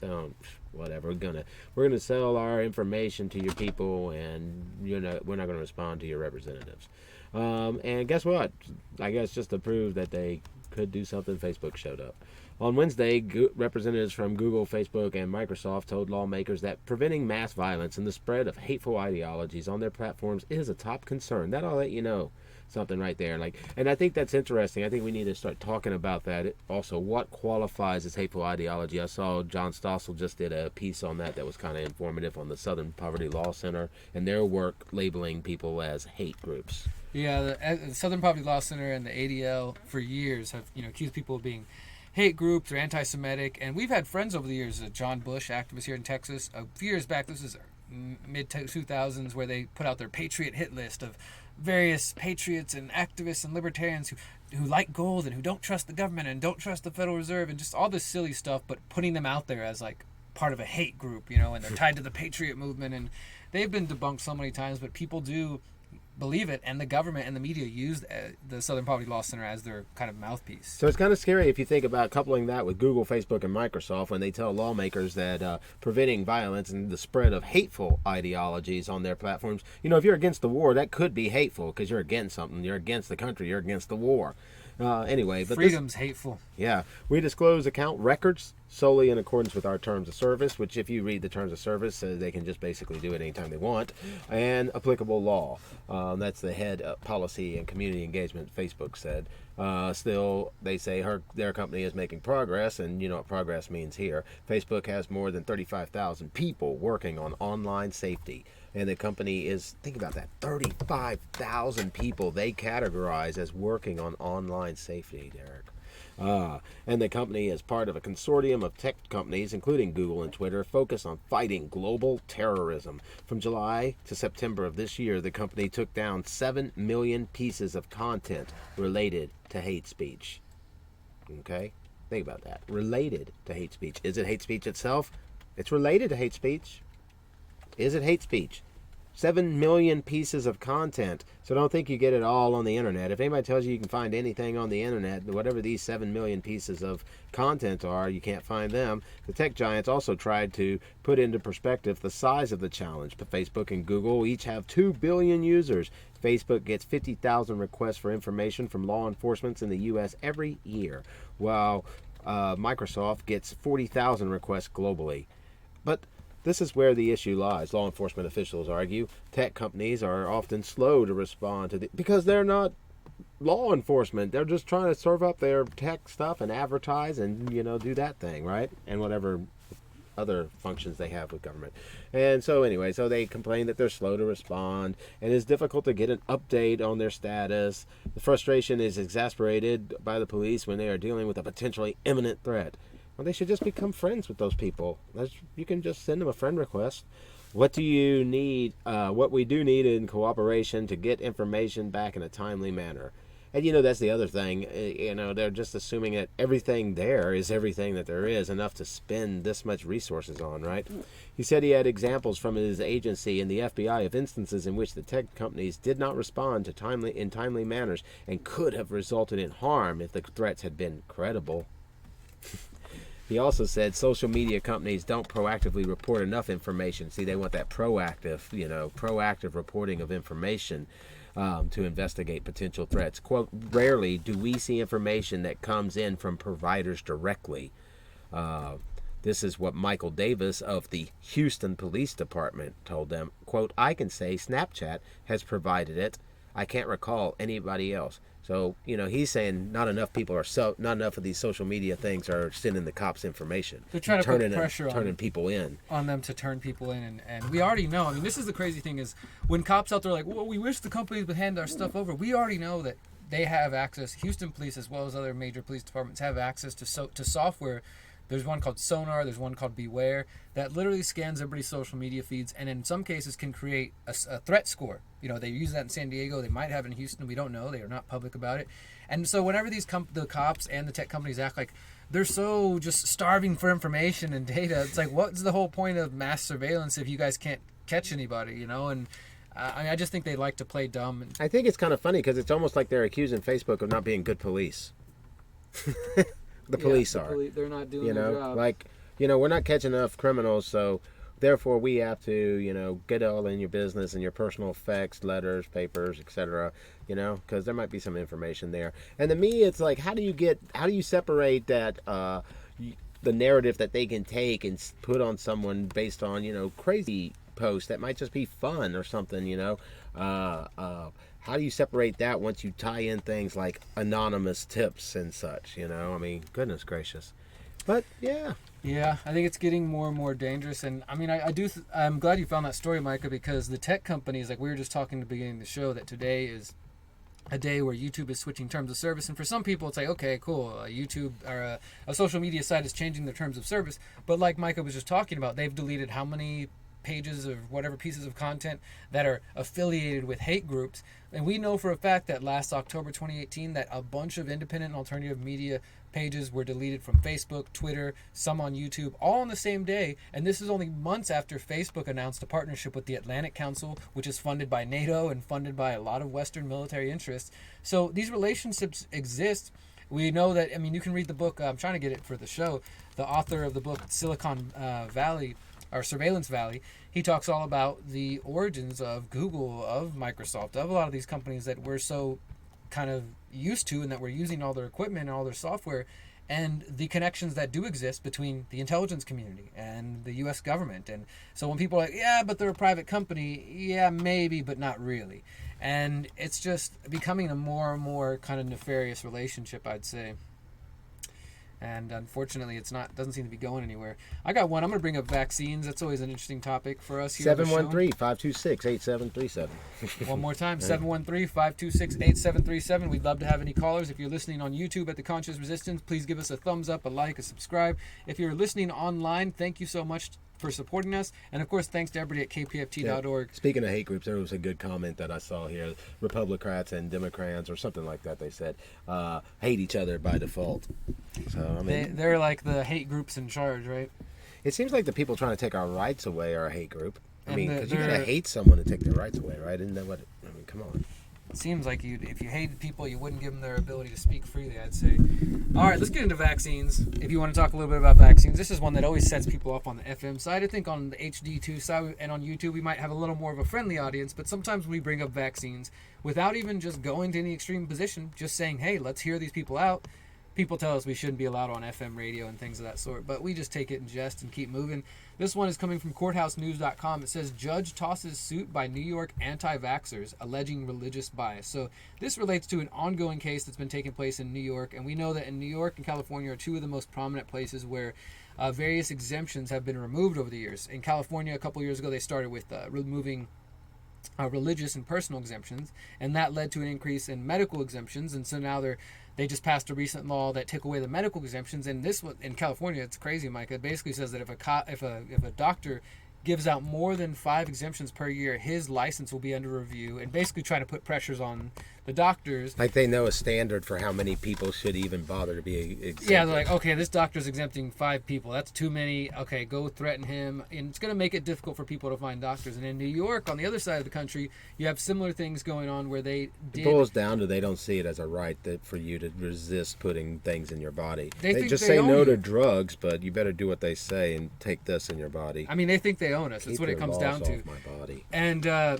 so in New York, the battle has been more on religious grounds. I will say there's people in the Jewish community, some Hasidic and kind of Orthodox Jews in Brooklyn who have been fighting it and saying, like, no, we're not going along with this. That is where they claim that there was this outbreak of measles in Brooklyn. And that's also the place where New York New York mayor basically initiated a mandatory vaccination order. You have 48 hours to vaccinate your kids, or they can't go to school, and you face a $1,000 fine. So this has been going on for a while, and it's led to lawsuits. And now it seems like the judge is tossing that lawsuit and basically saying you don't have a religious right to exempt from vaccinations. 3 months after health officials declared the end of a measles outbreak, the New York Attorney General is celebrating the end of a lawsuit that cast the state's vaccine mandate as religious discrimination. Attorney General Letitia James, in a statement on Saturday, said, quote, vaccines ensure the health and safety of our children, our families, and our communities. This law will help protect New Yorkers from experiencing any additional public health crises, which is why we vigorously defended it. We are pleased with the decision by the court. And of course, New York passed its new vaccine rules in June as 2 Jewish Orthodox communities became the epicenter of this alleged outbreak. And the state does, in New York at least, will continue to honor medical exemptions, but parents can no longer use religious objections to enroll their unvaccinated children in school. And this is, like I said, they did in California, they started with religious exemptions. Then they said, well, we saw a spike in medical exemptions. So now they went after that. So I'm going to guess it's going to be a year or less before New York goes after the medical exemptions, now that that's all that people have left. And on this show, we've talked about this, and I know you made the point, Micah, and it stuck with me, that it's an important thing to note that they say religious exemption, medical exemption, personal exemption. At the end of the day, it's all personal because it's your person, and it's between you and your doctor. If you think your health can't stand a vaccination, or you just don't want to bother with it, or whatever it may be, it's between you and your creator, your church, your whatever institution. If you think it's a religious violation, that's your personal choice from the get-go. Well, they're collectivists, and they don't think you have an individual choice, Derek. Didn't you realize that? I mean, and that's I'm glad you said that, because that's where we've come back to so many times, that it comes back to people who believe in a collective good versus individual liberty. And I've heard this even on the campaign, Michael. When we were going around, the one issue that people would get really heated about was vaccines. They'd be like, I like this guy, I like everything. even on the flyer, we had it listed at the very bottom. So you'd see them reading the flyer. Okay, yeah, cannabis. Okay, surveillance. And then you see them get down to the bottom, and it was kind of a make or break moment where they either like, yeah, I'm on board. I have some questions about this, or they walk away like frustrated. They can't even have a conversation. And one thing I'd like to bring up with this is, the terms. It's kind of like the pro-life whatever debate. These terms mean so much. Like anti-vax, it's such a loaded term. Like really. Yeah, and I can't tell you the amount of conversations, even to the point where So people, if you question something, you're anti it. even to the point where people who are supportive of my campaign are like, "Are you sure you want to make this fight?" I'm like, "Look, I think it's an important issue to bring up." All right. I mean, it might not ever happen, but it's important to make it an issue. And there were some people who we did have actual adult conversations, and they came over to me over at Axelrad, and they said, "Hey man, I want to talk to you. I love everything on this flyer, but me and my partner here, she's a biology student and I'm this and that," and so they think that it credentials them or something, and so we just can't agree with somebody who, with your position. And I say, well, what is my position? What do you think I'm saying? Yeah, because exactly. there's assumptions that come along with that. Because all I said was I would stand against mandatory vaccination. I didn't say anything about science or anything like that, but there's so much wrapped into that. And then it gets to what you were talking about, where people are like, well, you're just an anti-vaxxer. You're just an anti-vaxxer. So if you question the schedule, you're an anti-vaxxer. If you vaccinate yourself, but you believe in choice, you're an anti-vaxxer. If you're against all vaccines, you're an anti. It's just this. If you bring up the fact of the vaccine injury court, you must be an anti-vaxxer, even though this court exists that's awarded billions of dollars. I'll even say this, Michael, on the Houston Freethinkers Facebook page, I let myself get into a back and forth debate, not anything too crazy or heated, but with somebody who was like, you know what, I love everything you guys are about, and again they brought up, but I'm a something professional, and so I can't agree with anti-vax conspiracy theories. And I'm like, well, for one, the Houston Freethinkers in its existence never said that, hey, we're anti-vax. It's a It label. seems to me like anti-vax means you don't want anybody to get vaxxed. If they want to be, it's an extreme position to put that term anti-vax on someone, right? It's an extreme position to think that so much to put that on them, right? So I'm going to take the extreme position in the reverse, right? Yeah, I mean, it's just, the thing is, I was thankful that some people were at least willing to say, hey, let's have a conversation about this. And there were a few times, I will say, by the end of the conversation, once I was able to explain myself and say, look, here as a candidate, this is what I'm saying. I just think I wouldn't support mandatory vaccination. Now, do you want to hear me as an individual, as a journalist, what I've found? Like, okay, vaccine injury court, have you heard about this scientist that says this, And we would at least get to a point where sometimes we could shake hands, and in a couple cases they said, I'm going to volunteer for you now. I want to help you out. So, but it was the point of this is the conversation, and that I think is definitely one of the detrimental sides of the social media, is that sometimes conversation just doesn't happen. There's too much, it's like we're too much in a hurry to get back and make that angry comment. So but there's no human connection, right? These are Exactly. just random people out there in the and inner world. I definitely realize that too with myself, where sometimes I'm like, I just get all like, I got it. And that's one of the reasons why I left Facebook. But in this last week, it felt like I needed to make sure that they understood that you can try to, because they were even trying to say, look, we can just agree to disagree. I'm like, no, there's no agreeing to disagree. I'm telling you, you're wrong. You're saying that we're anti-vaxxers. And all I asked was, in this case, I said, can you answer 3 simple questions? Tell me your opinion of the vaccine injury court and the money awarded out. Tell me what your thoughts are on the CDC whistleblower. Tell me what your thoughts are on Dr. Andrew Zimmerman, who said his work has been used by the CDC and that they're misrepresenting his work. And I got instead just like, whatever, there's no point in talking to conspiracy theorists. There's no point in talking to anti-vaxxers. There was never a conversation about the 3 points I was trying to actually talk about. Those 3 points are powerful, but at the same time as you bring them up, they tend to trouble. They reveal that there are some concerns about vaccines, but none of them really drive home the point that even with no concerns about vaccines, there's this point about forced medication that's a violation of human rights. Yeah, no, it's a violation of human rights, but it goes back to what you said earlier, Mike, about the collectivist versus individualist argument, because this is something that time and time again happened with me, is that the response would be, well, look, I get all that, individual liberty, whatever, blah, blah, it sounds nice, but your individual liberty isn't more important than our collective health. It's just there's something different about the way we view the world. And what I've tried to personally But it's not my individual liberty, it's our individual Well, and that's liberty. they don't understand that if they take it away from you, then in some other case, and then when I try to say, like, well, where do you think this is going to go, man? If you support this and they say they're going to fine a parent for $1,000, what if they don't have $1,000? Are they just going to come take the kid away, because they didn't vaccinate him? Are you okay with that? You're okay with them forcibly holding down somebody's child or taking away them? And some people are. I mean, that's the truth. Some people really are okay with that. As We if the live in a country- psychological damage for that can ever be vaccinated. Yeah, I mean, just imagine like being taken away from your parents, and Either the way. doctors holding you down with some cops or whatever. I mean, just it's a very sad situation that there's that division. I'm glad that we were able to use the campaign to bring it up, and I want to go to one of the comments on YouTube. I saw Miriam's listening. What's up? She said, info jamming, which Micah was talking about earlier, really helped me learn how to talk to those who don't necessarily agree but are still open to having a conversation. And, we call info jamming is just what we call getting out to the streets, passing out flyers, jamming people full of info. And Miriam's right. For those of us who spend a lot of time on social media and maybe less time face-to-face with people, that doesn't mean you got to go out to a protest or a rally. Talk to people at work when you're on lunch break or whatever. Find a way. Or randomly leave a flyer at a bus stop and Well, stuff like that. I mean, I know it sounds there's so kind of many crazy, but ways. there's like simple ways like that, all the way up to talking to strangers at events. And let me tell you this. Me and Micah used to have a drinking problem, and both of us. We'd go out 5 times a week, passing out flyers about passing out.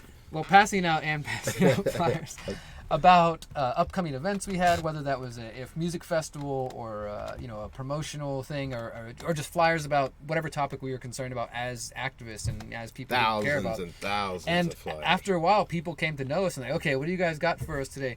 But the whole point was we were going out there to the people at the bars, and we did this with the campaign too, going to the parks, going to the farmers markets, not just going where political people hang out, Yeah. but going to where regular people hang out, where they're going to go drink and decompress after work, and you can hand them a flyer. And that might not be your style per se, but I do think if we care about the world, and we all realize we can't depend on social media anymore, if we could before, it's getting more and more difficult to reach people that way, then we got to get out of our comfort zone sometimes. And I will say I definitely put myself out of my comfort zone in those years and times, because it's not really my preferred method to just go up to Being strangers. on video.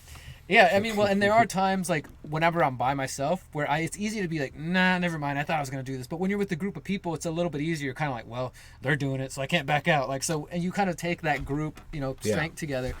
But back to the vaccine thing, I do think it's important to have these conversations, especially this topic. We started out 2019, and here we are at the end. At the beginning of 2019, the World Health Organization said that one of the biggest threats to global health was vaccine hesitancy. We knew from the beginning of this year that there was going to be a lot of push against quote-unquote anti-vaxxers, and that's happening So they came up with a word from for it. California to New York. It's happening on YouTube. It's happening on Google. It's happening on Pinterest.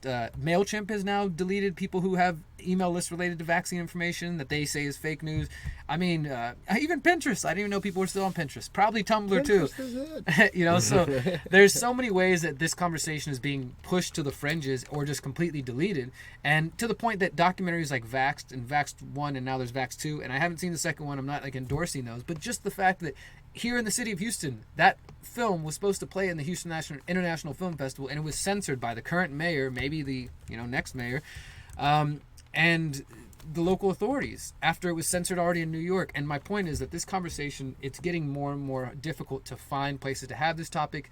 Even if you disagree, we don't have to agree on everything, but we still need to have a place to have a dialogue. Otherwise, we're going to get to a really scary place where we're kind of already there, where the official opinions are the only ones that matter. So I encourage anybody listening, watching, hearing this to step out of your comfort zone, step out of your bubble, and find a way to talk to people, because otherwise we're headed to a really dangerous place where they can take you away, force vaccinate you. Somebody can call in on you and say that you have mental health issues under red flag laws. So, I mean, it's a really scary place. But yeah, so let us know what you think. I know Mike has got another story. 713-526-8737. We're down to the last 20 minutes of the show.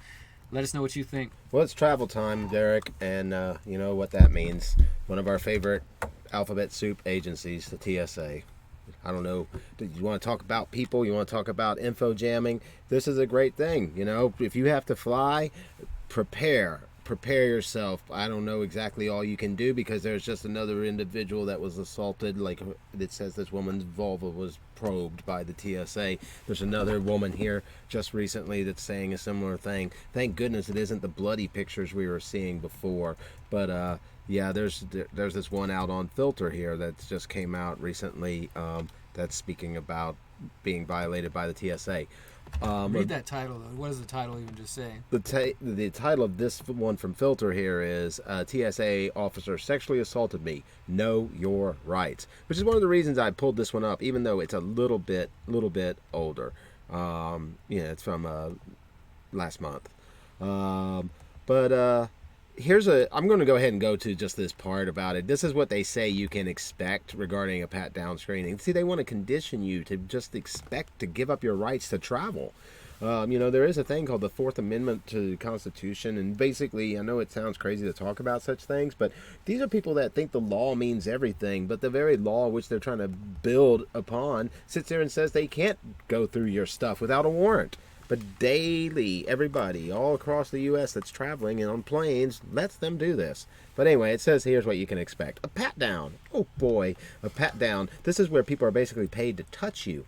A pat down may You don't include... have to pay for it anymore. No, you don't have to pay them to touch you. They just get paid. Actually, I guess they kind of take some of it, out of tax money. They're taking it out the front and the back. Yeah, they're taking it. A pat down may include inspection of the head, neck, arms, hand, back, torso, legs, and feet. This includes head coverings in sensitive areas such as breasts, groin, and buttocks. See, this is like a job application. You may be required to adjust clothing during a pat down. Pat downs require sufficient pressure to ensure detection. Okay, sufficient pressure to ensure detection. Detection of what? Our officers use the back of the hands for pat downs over sensitive areas of the body.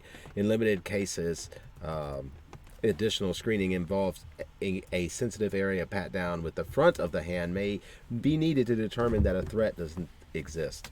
It goes on. You may request a chair if you need it. You may receive a pat down by an officer of the same gender. So, push that gender barrier right there. I don't know what I am. Get someone else who doesn't know what they are. Yeah. You can have fun with this. You can, when you opt out of the TSA, because I'm a professional opt-outer, so anytime I fly, I opt out. And, sometimes it's more inconvenient. There's a couple times I went through the microwave because I was going to be late, and so I just did it, right? But when you opt out and you say I had like an opt-out, they look at you, they assume your gender, and they say, I want a male assist or female assist. You can probably respond, did you assume my gender? Yeah, no doubt. Video the whole thing. That's one thing that's highly suggested.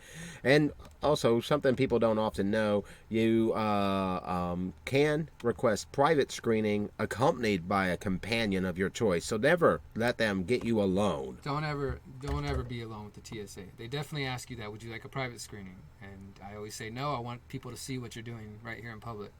Yeah, that's a good thing, And there's a lot of articles out there if you've never checked into it. There's a lot of history with the TSA. Even the Government Accountability Office's report on the TSA was damning, to say the least.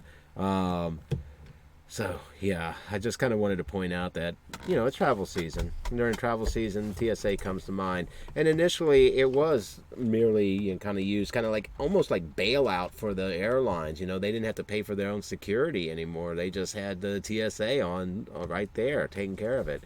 But then we see it expanded to sporting events, other things like that. So remember, they said it was going to be temporary. They said at one point, and that it was always going to be optional. And they tried to bring a TSA to the buses here in Houston. We helped kick them out here, but they're in Boston. They're on the subways in Chicago and New York. They go to all the major sporting events. Real ID 2020. Yeah, we're gonna have to do in the coming weeks as we get near to New Year's Day. Maybe do a 2019 reflection, because honestly, I think this year has been so massive with stories, Micah. I'm gonna get in one in a moment, and just even everything we covered today, right? Alone, just this. And we haven't even got to the Fed that's been printing money in the background, just in case we don't get to it. Red flag laws, censorship of information, pushing of mandatory vaccinations. The Epstein case itself and all that's connected to, the sort of normalizing of the fact that we have a pedophile that's connected to lots of powerful people and that we still don't know the truth. That's just kind of hanging out there waiting for people to, digest. The Syria whistleblower coming out. The war documents leaked today. It's been a big year, but at the same time, I feel like, is any of this even making an impact anymore? Are people just tuned out? Wow. It kind of feels like people are just tuned out to me. But I know you got one there, Micah, if you want to get into that before I... No, I don't. I got this one I don't even want to get into. It's just, more red flag stuff? Yeah, they got the guy who'd been involved in the shooting, who's an Army veteran perhaps, and spent a lot of time and money on his weaponry. It says they got him with an AR-15 and a .22 caliber rifle. I didn't even know these were illegal, but turns out that he had shot 6 shots at a vehicle being driven by his best friend. Or was charged with that, and these different things. But yeah, it turns out that he was the first person, this individual, Jaron Smith, maybe a veteran, had an AR-15, which is a semi-automatic weapon, confiscated, became the first person to have his guns seized under Florida's new red flag law. So, yeah, now it's becoming precedence. Red flag laws are, I think, probably one of the biggest threats to liberty and freedom in the U.S. at this point because Now they're yeah. in Connecticut, Maryland. What was this, Florida?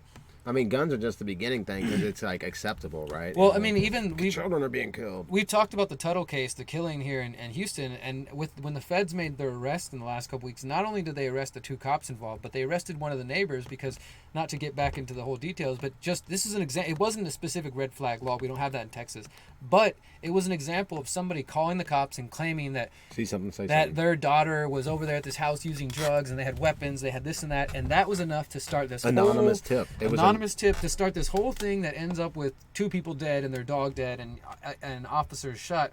That might as well be a red flag law situation. All right, I'm going to get into this one here, Mike. I think it's extremely important. I have a video for those who want to watch the video. It's on the Conscious Resistance YouTube that gets into it, and we talked about this last week, but it's important. Again, just like you're not hearing on the mainstream that there was Afghan papers leaked today proving that they've been lying to you about war for 2 decades. We have yesterday over the weekend a journalist with Newsweek, a Newsweek published journalist, who was going to write a story about the ever-growing scandal surrounding the Organization for the Prohibition of Chemical Weapons, which is the international body which has claimed publicly that gas weapons were used on the Syrian people by President Bashar al-Assad. And, we were told this last year, and within days, Donald Trump launched 100 Tomahawk missiles without any congressional approval, without any sort of vote, without anything. And that took place very quickly. And of course, the media pushed it. Since that time, now we have people, whistleblowers coming out. We're just getting more and more information coming out. And this was tweeted this weekend, Micah. This is freaking crazy. Journalist Tarek Hadid, who, again, writes for Newsweek, tweeted the other day, "Yesterday, I resigned from Newsweek after my attempts to publish newsworthy revelations about the leaked OPCW letter were refused for no valid reasons. I have collected evidence of how they suppressed the story in addition to evidence from another case where info inconvenient to U.S. government was removed, though it was factually correct. I plan on publishing these details in full shortly. However, asking my editors for comment, as is journalistic practice, I received an email reminding me of confidentiality clauses in my contract, i.e., I was threatened with legal action." He added that he is now seeking legal advice and looking into the possibility of whistleblower protections for himself, and said at the very least he will publish the information that he has while omitting anything that could subject him to legal retaliation. He said, "I could have kept silent and kept my job, but I would not have been able to continue with a clean conscience. I will have some instability now, but the truth is more important." A mainstream journalist having to resign because Newsweek doesn't want him to publish a story which will tell you that you've been lied to for at least a year about the Syrian gas attacks. Why wouldn't they want them to tell us? I mean, it's just nothing surprises me much anymore, but it still does sometimes astound me where I'm just like, why isn't this everywhere? Why aren't people paying attention? I guess, it's probably further than you think, but at the same time, they've got a big megaphone to yell out the same thing. Yeah, it's 24/7 news cycle. Yeah, and 4 a.m. talking points to make sure it's reiterated every day in a variety of ways. I saw this little headline here: China gene-edited baby experiment may have created unintended mutations. So the X-Men, man, China is making X-Men down there, mutants. But yeah, gene-edited babies. They talk about things off-edit genes where like it wasn't the intended edit, but they get edited. So yeah, they're saying, well, maybe we didn't know everything that we thought we knew. So that's out there in the Guardian if you want to get more into it. We're winding down. It's interesting you mentioned that. I saw a real quick short segment on 60 Minutes from a couple days ago, and they were interviewing a geneticist talking about how quickly gene editing is moving along, and just how many geneticists are worried but have hope that gene editing could help end diseases, like lethal diseases, but they do worry that it could end up creating this sort of two-class system where only the wealthy who can afford to be genetically enhanced or genetically edited end up living longer and end up healthier, while the rest of us plebes fight for scraps.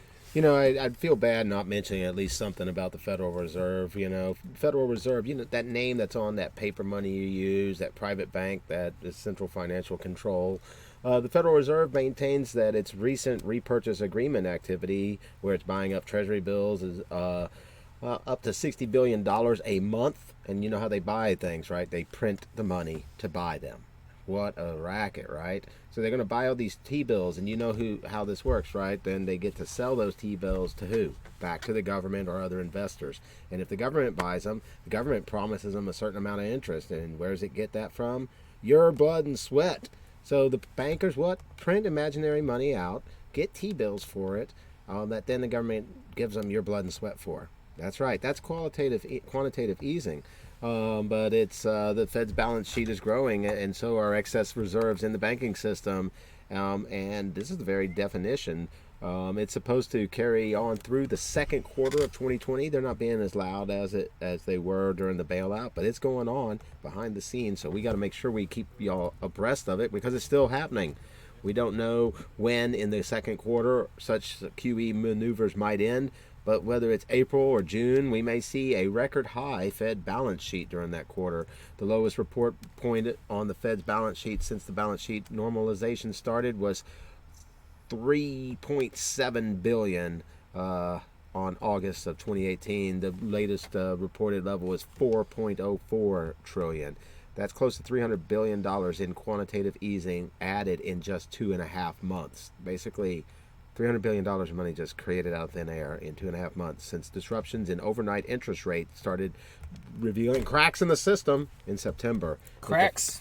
If the Federal Reserve carries the $60 billion monthly rate into the second quarter, that would mean that it would have surpassed that all-time high of $4.5 trillion in its balance sheet sometime by June. So yeah, expect more inflation.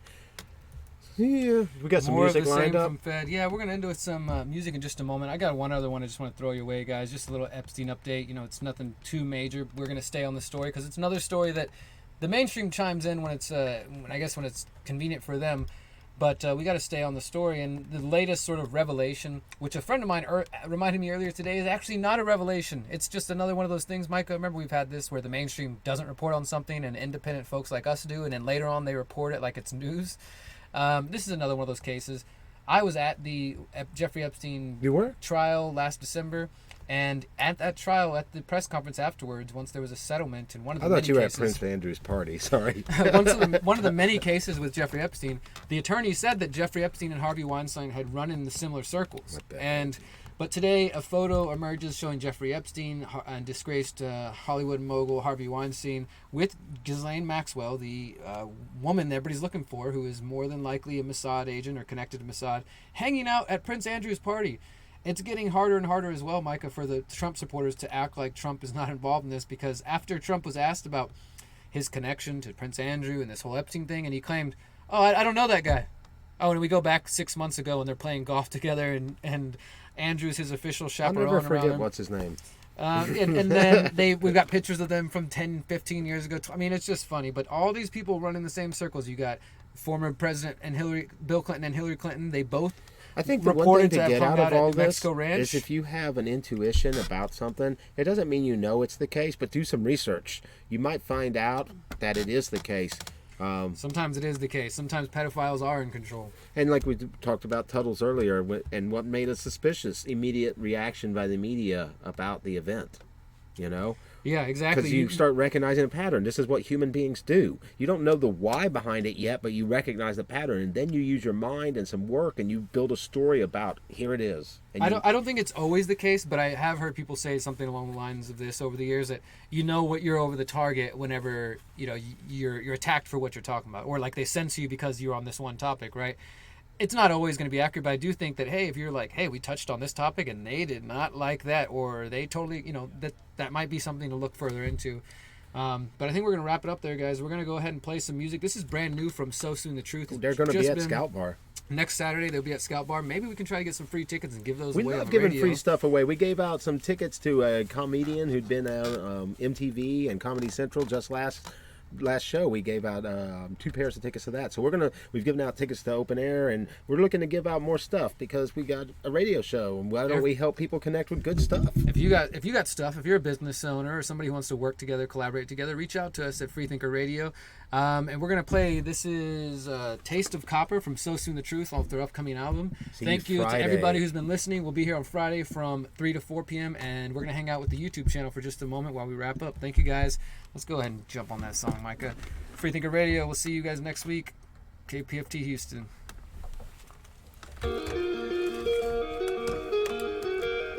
Woohoo! Hey, what's up, guys? Hopefully that wasn't too chaotic for y'all. Again, Micah, Derek, we do this every Monday and Friday. I know you guys are used to seeing me post the archives online, but haven't always posted the actual live video. So this was kind of an attempt at doing that today. And we'll probably add in another camera, so maybe it's not just us crunched together here. But generally, I think you guys get the idea. This is the studio. This is the HD studio. HD When we go studio. to FM, it's way bigger and Yeah. spacious. Right behind you, where you're sitting, is another studio, which is where we're at on Fridays. And yeah, we're just thankful for you guys tuning in. I appreciate everybody who's following on the Conscious Resistance. I love the chat, man. That's so cool. I've been working with Micah since 2010. For those of you who know my story of working with the Houston Freethinkers, Micah was right there in the very beginning. And like we said earlier, we've been doing this show since 2011, and we're going to keep going, whether that means on YouTube or FM radio or HD or internet only, whatever we can do. And we appreciate all of you guys. We know we got some people from the UK, from, what we had, Oregon earlier. Somebody from Oregon. Yeah. We appreciate all that support. And we're going to let you guys go now. Enjoy this song. This is So Soon the Truth. Until next time, peace. I knew somebody would say that because that's the main Fed article. I just didn't care to talk about it. Oh, yeah, Hey, that shot was pretty good.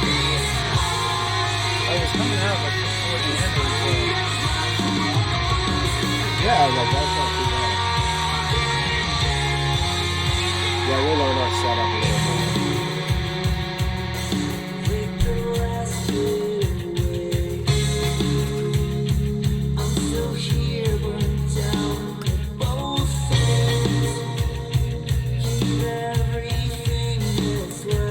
Yeah, I'll go back and listen to it. I think that with us not running through that, this might have taken something. It's a really good one. That's why I bring it with me, because you said you could just plug in. Yeah, that stuff isn't really good. Oh, this one. We're almost done.